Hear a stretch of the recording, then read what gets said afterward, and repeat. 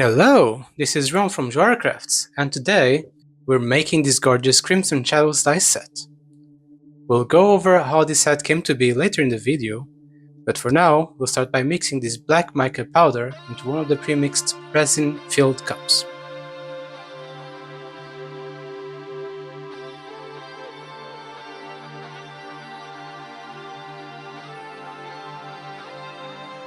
We'll clean the plastic spoon before we move on to the next powder, so we don't mix the colors too badly.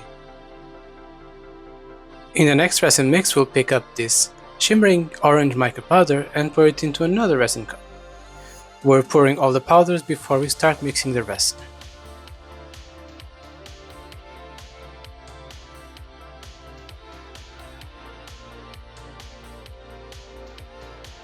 And we'll pour some of this locally sourced red cadmium pigment into the same cup as the orange mix. And so nothing spills, we'll make sure to close all the containers and all that, and then we can start with mixing.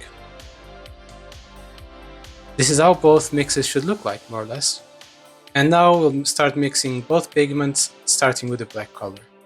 All of these cups have been pre-mixed with 2-part epoxy resin, and each cup has more or less 20 ml of resin. Usually 60 ml is more than enough to fill a dice mold, so there's some excess resin here between these 4 cups. That's okay. I actually prefer using a minimum of 20 ml resin to mix colors, both because this allows me to get more consistent colors, and also so I can pour the colors more evenly. In previous attempts, I noticed that mixing only 10 ml or less makes it quite difficult to do the pouring when needed. Next, we'll mix the orange and red mix together and watch them converge into a shimmering bright red. Seeing the colors mix and merge into this amazing colored resin liquid always amazes me. We hope you like to see it as well in the videos, and if you do, feel free to comment down below if there is something else you'd like to see more in our videos.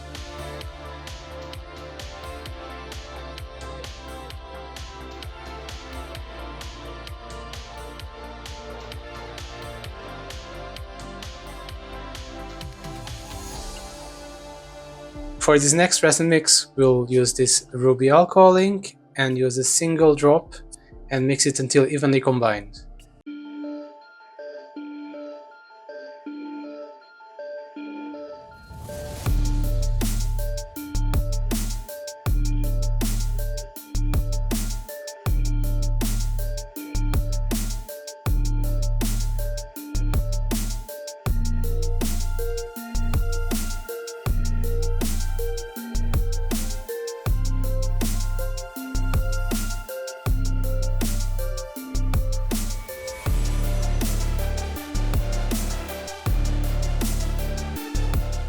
At this point, we'll place one more tiny little drop in the mix and stir only a tiny bit. We want to see a few strands of the ink in the resin, which is a bit difficult to see on the camera right now, but you get an idea if you look into the corner of the cup or the stir stick itself. For this last cup, we're good. We want the resin to be totally clear on it, and this is how we will actually start this resin pour. And we'll fill around 10 to 20% on each of the dice in the mold.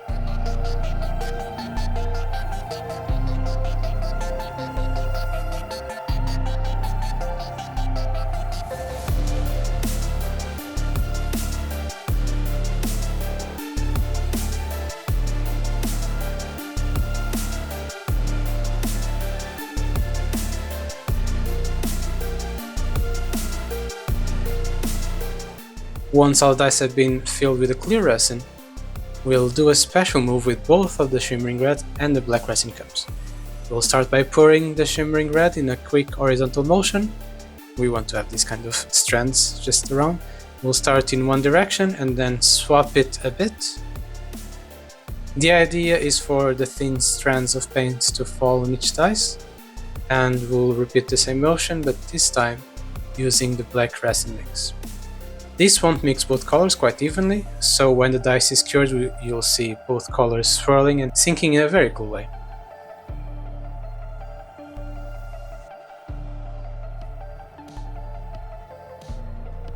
Finally, we will top it all up with this swirly ruby red resin mix until each dice is completely filled to the brim.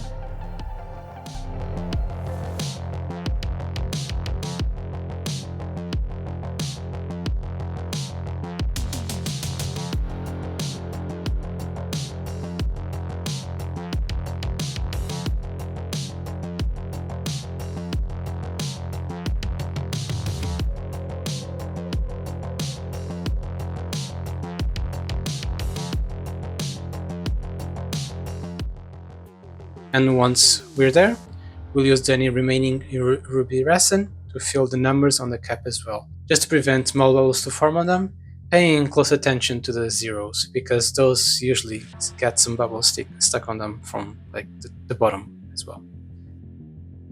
If you see any bubbles forming on the surface, you can always use a lighter to pop some of the surface bubbles, and once you see that there's a lack of almost no bubbles on the top, there's always a few tiny ones, it's time to cap up the resin. The bubbles are more of an issue if we don't have a pressure pot, but since we'll put the mold in the pressure pot, a few bubbles is okay, they will just shrink and be invisible to the naked eye. And in this case, I noticed there was actually a large bubble still stuck on the D6, so I opened up the mold a tiny bit just so I could get to the D6, and I put a tiny bit more of the resin mix, being careful not to open the lid a bit too much, otherwise it would be a bit annoying to fill up so much. Once the cap is placed, it's time to place the resin in the pressure pot and wait 24 hours, and then we proceed to sanding and polishing the next day.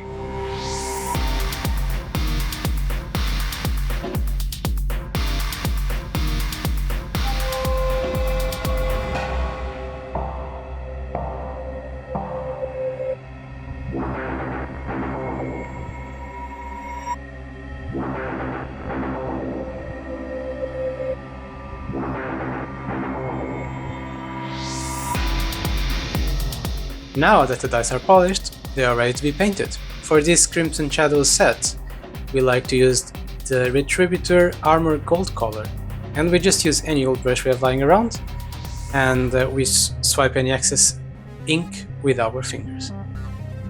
We decided to create this dice set when we were just curious to try our hand at the bloody looking dice, in quotations, we saw online, but we didn't quite just want to copy another dice set that we saw online, so I kinda wanted to make it a tiny bit different.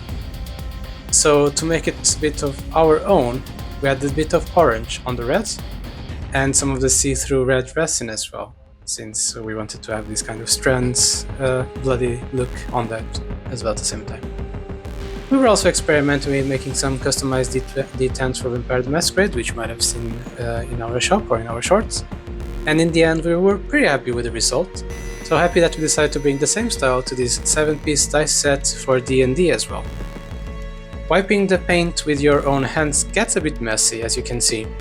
Instead, you can also opt to use a piece of tissue paper or similar, like baby wipes or anything else. If you have a tiny bit of alcohol, it also helps removing a bit more. Just be careful not to remove the paint from the numbers themselves. Once all the dice are painted and have some time to dry, it's time to wipe any leftover paint. This can easily be done by using a piece of fiber cloth with a bit of rubbing alcohol, but there's other ways to do it, like using a tissue paper or even some Q-tips as well.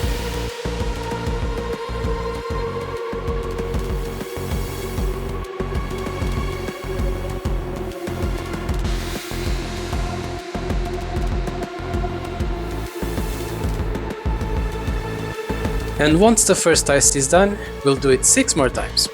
But thanks to movie magic, we can actually shorten the half an hour of work this took into this super sped half-a-minute segment in our video. We hope you enjoy it, so if you did, or if you're enjoying it so far, leave a like in the video down below. These types of metallic paints are particularly rough to wipe off, so it takes considerably longer to wipe these dice into an acceptable state. Sometimes you even wipe off too much paint and need to go back and paint them again. If you pay attention during the dice review portion of the video, you'll actually notice that at least one dice, where the paint in one of the numbers was actually removed. I won't react to it, but leave a comment down below if you spot it. We painted the dice and got it all patched up off camera in the end. And this is how our Crimson Shadows dice set turned out in the end. They look gorgeous as it is, but the numbers really make the whole dice look extremely luxurious. We're particularly big fans of how the black and the red colors swirl together, and we really like how they don't really mix together that harshly. The orange shimmer really also provides that extra prettiness to the red that makes the set quite distinct.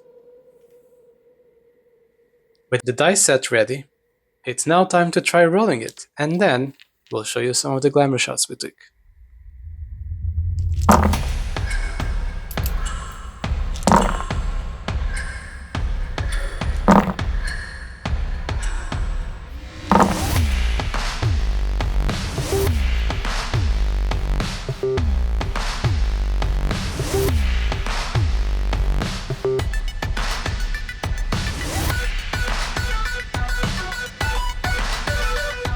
We hope you liked watching us create these luxurious Screens and Shadows dice set.